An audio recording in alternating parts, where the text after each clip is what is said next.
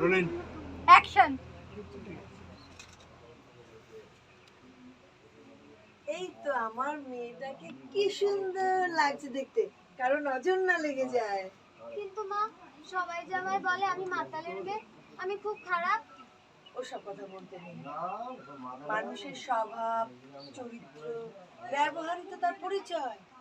মানুষের সৌন্দর্য প্রকাশিত হয় তার মন মানসিকতা। আর এই রূপ তো ক্ষণস্থায়ী। আজ অ্যাকশন। এই খুশি, খাবি আয়। কখন থেকে ডাকছি শুনছে না। সকাল থেকে হচ্ছে বাবা না উঠলেই আর হবে না আমার। বয়স ছুটি। এই খুশি,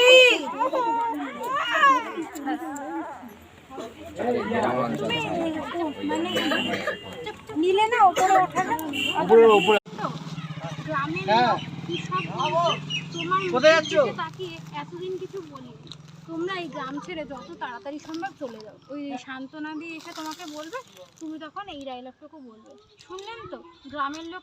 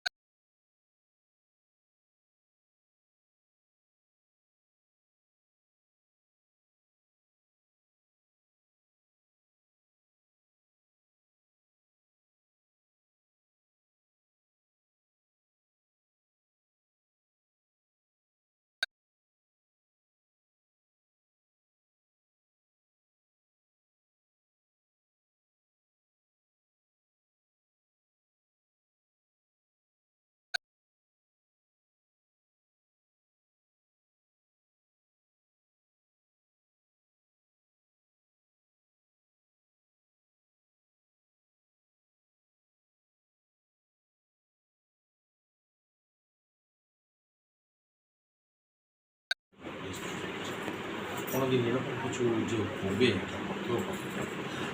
জয়ের আদর্শে গ্রামের প্রায় জয়ের স্বভাব আচরণ দেখে আমার বাড়ির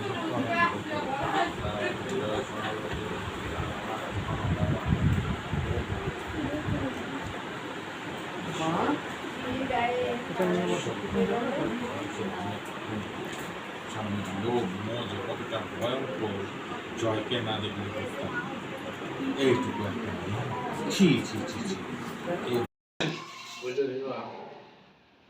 আমি খোঁজ খবর নিয়ে দেখলাম যে রমেশ ছেলেটা খুব ভালো ছেলে, ও সরকারি অফিসে খুব ভালো চাকরিও করে। আমি তো ভাবতেই পারছি না যে রমেশের মতো ছেলে পায়ে রেখে এর সঙ্গে সম্বন্ধ নিয়ে। হ্যাঁ, আমি পড়াশোনা করতে চাই বাবা। যতই পড়াশোনা করে শেষে তো সেই খুন্তি নাড়তে হবে না। আর তাছাড়া এখন অনেক মেয়েরা বিয়ের পর পড়াশোনা করে। তুমি যদি একান্তই ভেবে থাকো বিয়ের পর পড়াশোনা করবে, তো বিয়ের পর করবে।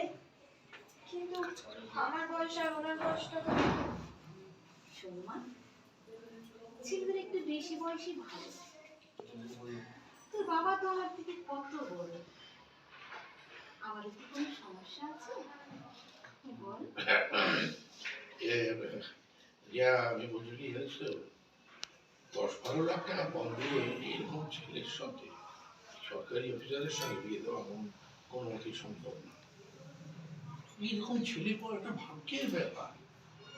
তোর মা তো বললো যে তুই বিয়ের পর পড়াশোনা করবি, অসুবিধা কোথায়? আমি বলি কি তুই রাজি হয়ে যা। ঠিক আছে, ঠিক আছে বল। হাসি বাবার দিকে তাকিয়ে হাসি, মেয়ের দিকে তাকিয়ে হাসি। হাতটা তোলো, হাতটা কই? ভাতটা দিয়েছিলেন মেয়ের গায়ে। হাসি, এবার হাসি, হাতটা দিয়ে রাখো।